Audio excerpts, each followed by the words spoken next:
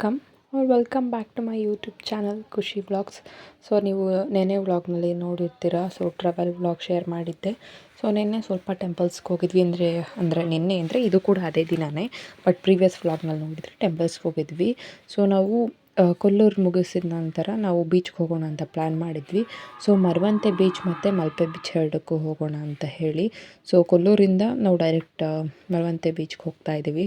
Because ನಾವು main ಪಾಪುಗೆ beach ತೋರಿಸ್ಬೇಕಿತ್ತು, ಅದರಿಂದ ಹೋಗ್ತಾ ಇದ್ದೀವಿ ಎಲ್ಲರೂ. ಆ್ಯಂಡ್ ಎಲ್ರಿಗೂ ಕೂಡ ಬೀಚ್ ಅಂದರೆ ಇಷ್ಟ ಆಯಿತು. ಸೊ ಎಲ್ಲರೂ ಡಿಸೈಡ್ ಮಾಡಿದ್ವಿ ಆ ಪ್ಲೇಸ್ಗೆ ಹೋಗಬೇಕು ಅಂತ ಹೇಳಿ.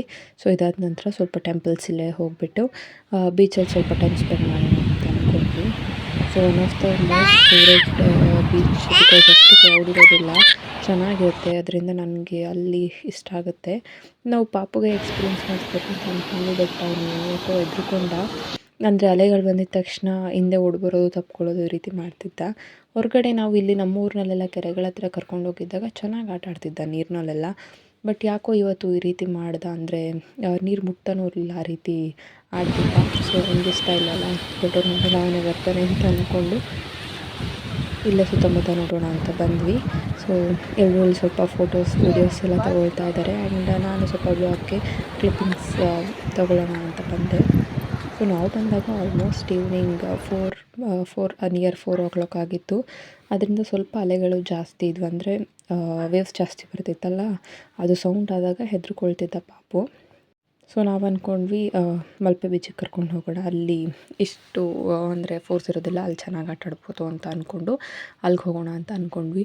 ಸೊ ಇಲ್ಲೇ ಸ್ವಲ್ಪ ಚಾಟ್ಸ್ ಮತ್ತು ಟೀ ಕುಡಿಯೋಣ ಅಂತ ಅಂದ್ಕೊಂಡು ಇಲ್ಲೇ ವೆಯ್ಟ್ ಮಾಡ್ತಾಯಿದ್ವಿ. 1 hour ಇಲ್ಲಿ ಟೈಮ್ ಸ್ಪೆಂಡ್ ಮಾಡಿದ್ವಿ. ಎಲ್ಲರೂ ಕೂತ್ಕೊಂಡು ಮಾತಾಡಿಕೊಂಡು ಸ್ವಲ್ಪ ಫೋಟೋಸ್ ತೊಗೊಂಡು ಪಾಪುನ ಆಟ ಆಡಿಸ್ತಾ ಒಳ್ಳೆ ಟೈಮ್ ಕಳೆದ್ವಿ ಬೀಚ್ನಲ್ಲಿ. ಸೊ ಪಾಪುನ ಎಲ್ಲರೂ ಎತ್ಕೊಳ್ತಿದ್ರಲ್ಲ, ಅದರಿಂದ ನನಗೆ ಅಂದರೆ ಸ್ವಲ್ಪ ಮೀ ಟೈಮ್ ಸಿಗುತ್ತೆ. ಬೀಚ್ನಲ್ಲಿ ಪಾಪುನ ಎತ್ಕೊಂಡು ಎಲ್ಲರೂ ಕಾರ್ ಹತ್ರ ಹೋದರು. ಆ್ಯಂಡ್ ನಾನು ಮತ್ತು ನನ್ನ ಸಿಸ್ಟರ್ ಇಬ್ಬರೂ ಬೀಚ್ ಹತ್ರನೇ ಇದ್ವಿ. ಆ್ಯಂಡ್ ನಾನು ಕೂಡ ಅವಳಿಗೆ ಫೋಟೋಸ್ ಎಲ್ಲ ತಗೊಟ್ಟು ಆ್ಯಂಡ್ ನನ್ನ ಫೋಟೋಸ್ ಕೂಡ ತೊಗೊಂಡು ಹೋಗ್ತಾಯಿದ್ದೀವಿ. ಇವಾಗ ಎಲ್ಲರೂ ಕಾರ್ ಹತ್ರ ಇದ್ದಾರೆ, ಅಲ್ಲಿ ಹೋಗೋಣ ಅಂತ ಹೋಗ್ತಾಯಿದ್ದೀವಿ. ಆ್ಯಂಡ್ ಇಲ್ಲೂ ಕೂಡ ಇದೇ ರೀತಿ ಎಲ್ಲ ಪ್ಲಾಸ್ಟಿಕ್ಸ್ ಎಲ್ಲ ಚೆಲ್ಲಿ ತುಂಬ ಗಲೀಜು ಮಾಡಿಬಿಟ್ಟಿದ್ದಾರೆ. ಯಾಕೆ ಈ ರೀತಿ ಮಾಡ್ತಾರೆ ಮೇಲೆ ನೀಟಾಗಿ ತಿಂದರೂ ಕೂಡ ಡಸ್ಟ್ಬಿನ್ ಹಾಕೋದು, ಅಂದರೆ ತೊಗೊಂಡು ಹೋಗ್ಬಿಟ್ಟು ಡಸ್ಟ್ಬಿನ್ ಹಾಕೋದು, ಈ ರೀತಿ ಮಾಡಿದರೆ ಎಷ್ಟು ದಿನ ಅಂತ ಕ್ಲೀನ್ ಮಾಡ್ತಾರೆ. ಕ್ಲೀನ್ ಮಾಡೋದು ಕೂಡ ಎಲ್ಲರೂ ಕೂಡ ನೀಟಾಗಿ ಮೇಂಟೈನ್ ಮಾಡಿದ್ರೆ ಅಲ್ವಾ ಚೆನ್ನಾಗಿರೋದು. ಸೊ ನನಗೇನಂದರೆ ಈ ರೀತಿ ಬೀಚ್ನಲ್ಲಿ ಕೂತ್ಕೊಂಡು ಏನಾದರೂ ತಿನ್ನೋದಂದರೆ ಇಷ್ಟ. ಸೊ ನನಗೆ ಫೇವ್ರೇಟ್ ಅಂದರೆ ನಾರ್ಮಲಾಗಿ ಟೀ ಮತ್ತು ಸ್ನ್ಯಾಕ್ಸ್, ಈ ರೀತಿ ಬಜ್ಜಿ ಈ ಥರದನ್ನ. ಸೊ ಅಲ್ಲಿ ಮಾಡಲಿಕ್ಕೆ ಅಂತ ಹೇಳಿ ಬಂದ್ವಿ, ಇಷ್ಟು ಬೇಕು ಅಂತ ಹೇಳಿ ಬೀಚ್ನಲ್ಲಿ ಕೂತಿದ್ವಿ. ಅವರು ಒಂದು 10 minutes ಆಗುತ್ತೆ ಕೊಡ್ತೀವಿ ಅಂತ ಹೇಳಿದ್ರು. ಸೊ ಅಲ್ಲಿ ವೆಯ್ಟ್ ಮಾಡ್ತಾಯಿದ್ವಿ. ಅಲ್ಲಿಂದ ನೆಕ್ಸ್ಟು ನಾವು ಇವಾಗ ಮಲ್ಪೆ ಬೀಚಿಗೆ ಬಂದಿದ್ದೀವಿ. ಸೊ ಇಲ್ಲಿಗೆ ಬರೋಷ್ಟರಲ್ಲಿ ಸಂಜೆ ಆಗೋದು, ಆಲ್ಮೋಸ್ಟ್ 6:30 ಆಗಿದೆ ಇವಾಗ. ಸೊ ಆ ಬೀಚ್ಗಿಂತ ಇದು ಕಂಪೇರ್ ಮಾಡಿದ್ರೆ ತುಂಬ ಕ್ರೌಡ್ ಇತ್ತು. ಆ್ಯಂಡ್ ತುಂಬ ಶಾಪ್ಸ್ ಇರೋದು, ಈ ರೀತಿ ಒಂಥರ ನಂಗೆ ಅಷ್ಟು ಇಷ್ಟ ಆಗಲಿಲ್ಲ. ಅಲ್ಲಿ ಅಂದರೆ ಚೆನ್ನಾಗಿತ್ತು, ಒಬ್ಬರು ತುಂಬ ಜನ ಇರಲಿಲ್ಲ. ಆ್ಯಂಡ್ ಚೆನ್ನಾಗಿತ್ತು ಅಲ್ಲೊಂಥರ. ಬಟ್ ಇಲ್ಲಿ ತುಂಬ ಜನ ಇದ್ದರಿಂದ ನನಗೆ ಅಷ್ಟು ಇಷ್ಟ ಆಗಲಿಲ್ಲ. ಸೊ ಇಲ್ಲೊಂದು 1/2 hour ಕೂಡ ಇರಲಿಲ್ಲ. ಒಂದು 20 minutes ನೋಡಿಕೊಂಡು ಹೊರಟ್ವಿ ಅಷ್ಟೇ. ನಾವೆಲ್ಲೂ ಕೂಡ ನೀರಿನಲ್ಲೆಲ್ಲ ಆಟ ಆಡಲಿಕ್ಕೆ ಹೋಗಲಿಲ್ಲ. ಸೊ ಇಲ್ಲಿ ಸ್ವಲ್ಪ ಪಾನಿಪುರಿ ತಿನ್ನೋಣ ಅಂತ ಅಂದ್ಕೊಂಡು ಪಾನಿಪುರಿ ಎಲ್ಲ ತಿಂದು ಇಲ್ಲಿ ಸ್ವಲ್ಪ ಆ್ಯಕ್ಟಿವಿಟೀಸ್ ಮಾಡ್ತಿದ್ರಲ್ಲ, ಅದನ್ನೆಲ್ಲ ನೋಡ್ತಾ ಇದ್ವಿ. ಸೊ ಪ್ಯಾರಾಶೂಟ್ನಲ್ಲಿ ಕರ್ಕೊಂಡು ಹೋಗೋದು ಆ್ಯಂಡ್ ವಾಟರ್ ಗೇಮ್ಸ್ ಇದೆಲ್ಲ ಇತ್ತಲ್ಲ. ಸೊ ಎಲ್ಲರೂ ಆಡ್ತಾಯಿದ್ರಿ, ಅದನ್ನು ನೋಡ್ತಾ ಇದ್ವಿ. ಸೊ ಒಂದು ಸ್ಕೂಲ್ ಮಕ್ಕಳೆಲ್ಲ ಟ್ರಿಪ್ಪಿಗೆ ಬಂದಿದ್ದರು, ಅದರಿಂದ ಇನ್ನೂ ಸ್ವಲ್ಪ ಕ್ರೌಡ್ ಜಾಸ್ತಿ ಇತ್ತು.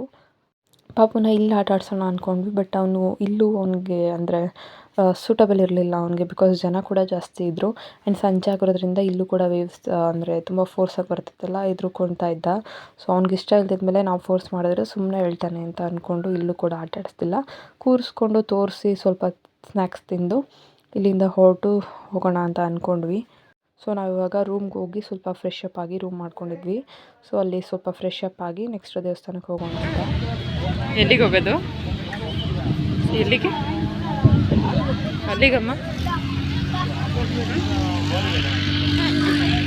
ಸೊ ಈ ಬೀಚಲ್ಲಿ ಈ ಥರ ಆ್ಯಕ್ಟಿವಿಟೀಸ್ ಎಲ್ಲ ಇತ್ತು ಮಕ್ಕಳಿಗೆ ಅಂತ ಹೇಳಿ. ಸೊ ಅದನ್ನ ನೋಡಿಬಿಟ್ಟು ಖುಷಿ ಅದ, ನಗ್ತಾ ಇದ್ದ. ಅಂದರೆ ಮಕ್ಕಳೆಲ್ಲ ಇದ್ರಲ್ಲ, ಅಲ್ಲಿ ಹೋಗ್ತೀನಿ ಅಂತ ಹೇಳಿ. ಬಟ್ ಅವ್ನು ಬರೀ ಸೂಟಬಲಿಲ್ಲ ಅಲ್ವಾ, ಅದರಿಂದ ನಾವು ಸಿಗಲಿಲ್ಲ. ಅಲ್ಲೇ ತೋರಿಸ್ತಾ ಇದ್ವಿ. ಸೊ ಕರ್ಕೊಂಡು ಹೋಗೋಣ ಅಂತ ಅಂದರೆ ಅಲ್ಲಿಂದ ಬರ್ತಾನೂ ಇರಲಿಲ್ಲ. ಅದು ಗೇಮ್ಸ್ ಎಲ್ಲ ಆ್ಯಕ್ಟಿವಿಟೀಸ್ನೆಲ್ಲ ನೋಡಿಕೊಂಡು ಅಲ್ಲೇ ನಿಂತಿರ್ತಿದ್ದ. ಅದಾದಮೇಲೆ ಸ್ವಲ್ಪ ಹೊತ್ತು ತೋರಿಸಿ ಅವ್ರನ್ನ ಸಮಾಧಾನ ಮಾಡಿಸ್ಕೊಂಡು ಕರ್ಕೊಂಡು ಹೋದ್ವಿ. ಸೊ ಇವಾಗ ನಾವು ಉಡುಪಿ ಟೆಂಪಲ್ಗೆ ಬರ್ತಾಯಿದ್ದೀವಿ, ಶ್ರೀಕೃಷ್ಣ ಟೆಂಪಲ್ಗೆ. ಸೊ ಅಲ್ಲಿ ರೂಮ್ ಮಾಡ್ಕೊಂಡಿದ್ವಲ್ಲ, ಸೊ ಫಸ್ಟ್ ಅಲ್ಲಿಗೆ ಹೋಗಿ ಫ್ರೆಶ್ ಅಪ್ ಆಗಿ ಆಮೇಲೆ ದೇವಸ್ಥಾನಕ್ಕೆ ಹೋಗೋಣ ಅಂತ ಅಂದ್ಕೊಂಡಿದ್ದೀವಿ. ಸೊ ತುಂಬ ಕ್ರೌಡ್ ಇತ್ತು ದೇವಸ್ಥಾನದಲ್ಲಿ. ಸೊ ಅದರಿಂದ ನಾವು ಸ್ಪೆಷಲ್ ಎಂಟ್ರಿಗೆ ಟಿಕೆಟ್ ಮಾಡಿಸ್ಕೊಂಡ್ವಿ. ಸೊ ನಾವು ಆ ರೀತಿ ಎಲ್ಲ ಏನು ಬೇಡ ಅಂದ್ಕೊಂಡ್ವಿ. ಬಟ್ ಏನಂದರೆ ಇವತ್ತು ಸ್ವಲ್ಪ ಸ್ಪೆಷಲ್ ಪೂಜೆ ಇತ್ತು ಅಂತ ಹೇಳಿದ್ರು. ಅಂದರೆ ದೋಣಿಲಿ ರಥೋತ್ಸವ ಮಾಡ್ತೀವಿ ಅಂತ ದೇವರ್ ಸೇಯಿಂಗ್ ಹೇಳ್ತಾ ಇದ್ರಲ್ವ ಅವರು. ಅದರಿಂದ ನೋಡೋಣ ಹೇಗಿರುತ್ತೆ ಅಂತ ಅಂದ್ಕೊಂಡು ನಾವು ಸ್ಪೆಷಲ್ ಎಂಟ್ರಿಗೆ ಟಿಕೆಟ್ ತೊಗೊಂಡ್ವಿ. ಸೊ ಇದಾಗಲೇ 3rd ಟೈಮ್ ಬಂದಿರೋದು ನಾನು ಉಡುಪಿಗೆ. ಬಂದಾಗ ಯಾವಾಗಲೂ ಕೂಡ ಈ ಟೆಂಪಲಿಗೆ ಬಂದೇ ಹೋಗೋದು. ಬಟ್ ಇವಾಗ ತುಂಬ ಗ್ಯಾಪ್ ಆಗಿತ್ತು, ಬಂದಿರಲಿಲ್ಲ. ಪಾಪುನ ಕರ್ಕೊಂಡು ಬಂದಿರೋದ್ರಿಂದ ಒಂಥರ ಚೆನ್ನಾಗಿ ಅನಿಸುತ್ತೆ. ಆ್ಯಂಡ್ ಅವ್ನಿಗೂ ಈ ರೀತಿ ಎಲ್ಲ ನೋಡಿದ್ರೆ ಖುಷಿ ಆಗುತ್ತೆ.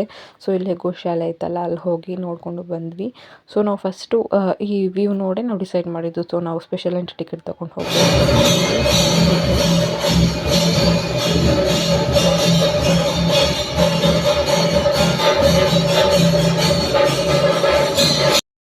ಸೊ ಸೌಂಡ್ನಲ್ಲೇ ಗೊತ್ತಾಗುತ್ತೆ ಎಷ್ಟು ಪಾಸಿಟಿವ್ ಎನರ್ಜಿ, ಪಾಸಿಟಿವ್ ವೈಬ್ಸ್ ಇರುತ್ತೆ ಅಂತ ಹೇಳಿ. ಸೊ ಇಲ್ಲಿ ಕಲ್ಯಾಣಿನಲ್ಲಿ ರಥೋತ್ಸವ ಮಾಡ್ತಾ ಇದ್ದಾರೆ. ನಾವಿದ್ನ ಆಲ್ಮೋಸ್ಟ್ 1.5 hour ಇದ್ವಿ ಇಲ್ಲಿ. ಚೆನ್ನಾಗಿ ಅನ್ನಿಸ್ತು ಪೂಜೆ ಎಲ್ಲ. ಸೊ ಫಸ್ಟ್ ಟೈಮ್ ನೋಡಿದ್ದಲ್ವಾ, ಚೆನ್ನಾಗಿತ್ತು. ಸದ್ಯ ವೀಡಿಯೋ ಕ್ಯಾಪ್ಚರ್ ಮಾಡೋಕೆ ಬಿಟ್ಟರು. ಎಲ್ಲ ಕಡೆ ವೀಡಿಯೋ ಕ್ಯಾಪ್ಚರ್ ಮಾಡ್ಲಿಕ್ಕೆ ಬಿಡೋದಿಲ್ಲ. ಬಟ್ ಇಲ್ಲಿ ಸ್ವಲ್ಪ ಹೊರಗಡೆನೇ ಅಲ್ವಾ, ಅದರಿಂದ ಏನೂ ರಿಸ್ಟ್ರಿಕ್ಷನ್ಸ್ ಇರಲಿಲ್ಲ. ವೀಡಿಯೋ ಕ್ಯಾಪ್ಚರ್ ಮಾಡ್ಕೊಂಡ್ವಿ. ಆ್ಯಂಡ್ ಪಾಪು ಕೂಡ ಈ ರೀತಿ ಎಲ್ಲ ನೋಡೋದು ಇಷ್ಟ. ಅವ್ನಿಗೇನಂದರೆ ಆ ಸೌಂಡ್ಸ್ ಬರುತ್ತಲ್ಲ, ವಾದ್ಯ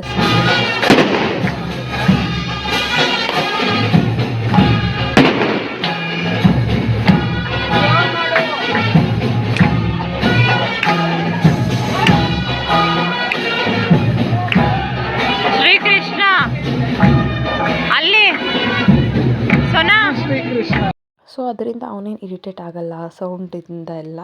ಅವನಿಗೂ ಕೂಡ ಇಷ್ಟ ಅಲ್ವಾ, ಅದರಿಂದ ಸುಮ್ಮನೆ ನೋಡ್ತಾ ಇರ್ತಾನೆ. ಆ್ಯಂಡ್ ಇಲ್ಲಿಂದ ಹೋಗಿ ಅವನಿಗೆ ಸ್ವಲ್ಪ ಊಟ ಮಾಡಿಸಿ ಮಲಗಿಸೋದಷ್ಟೇ, ರೂಮ್ಗೆ ಹೋಗಿ ರೆಸ್ಟ್ ಮಾಡಿ. ಸೊ ಈಗ ಧರ್ಮಸ್ಥಳಕ್ಕೆ ಹೋಗ್ತಾ ಇದ್ದೀವಿ.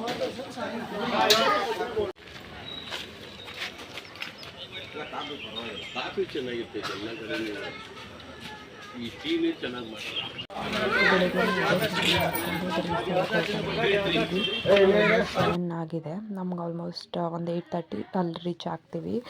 ಪಾಪುಗೆ ಸ್ವಲ್ಪ ಹಾಲು ಕೊಡೋಣ ಅಂತ ಹೇಳ್ಬಿಟ್ಟು ಇಲ್ಲೇ ಹೋಟೆಲ್ನಲ್ಲಿ ಹಾಲು ತೊಗೊಂಡು ತಣ್ಣಗೆ ಮಾಡ್ತಾಯಿದ್ದೀನಿ.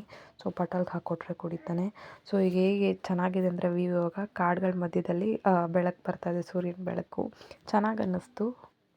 ನೆಕ್ಸ್ಟ್ ವ್ಲಾಗ್ನಲ್ಲಿ ಕಂಟಿನ್ಯೂ ಮಾಡ್ತೀನಿ.